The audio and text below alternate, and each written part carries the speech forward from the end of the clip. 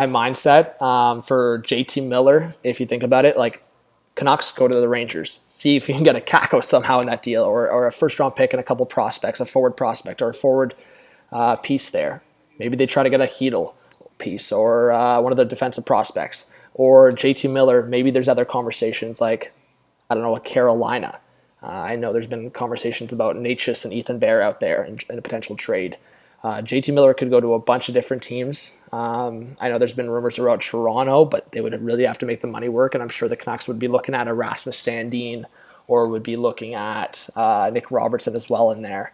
So there's a lot of potentials for JT Miller trade. I think overall, if you're thinking about the potential of Miller signing with the Canucks or signing any deal right away, it would probably be $9+ million or for sure $8+ million, but like around $9 million potentially with the production he had, his versatility and the kind of player he is. If it's a 7-year deal, I would say $8 to $9 million for sure for JT Miller and around there. I think you see some of the comparables like with what Kadri gets, and then like you see even Trocheck get $5.5 million. Like Miller's a couple tiers above that too. So there's a few options. I wonder even if Stevie Y, with all the bold takes, the bold moves he's making, if maybe Detroit makes a call. I think there's a bunch of teams that could call on JT Miller. But if I'm the Canucks, that's my mindset. You have to maximize your return now because the deadline would be too risky unless you're confident your team can go for a playoff run. But I think it's just too risky.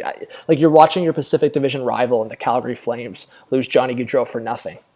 So I think if you're the Canucks and you see Gaudreau leave and you get nothing for Gaudreau, I think especially for the Canucks who are like, it's questionable, it's up in the air on what they're going to be this upcoming year, I think you try to maximize your return for JT Miller this offseason. And even give permission, I think it's come out in rumors, give permission to another team that you're dealing with to talk to JT Miller on an extension because that doesn't affect you, whatever. If it maximizes your return and gets you a better return for JT Miller, let the other team talk to JT Miller on an extension. It doesn't matter.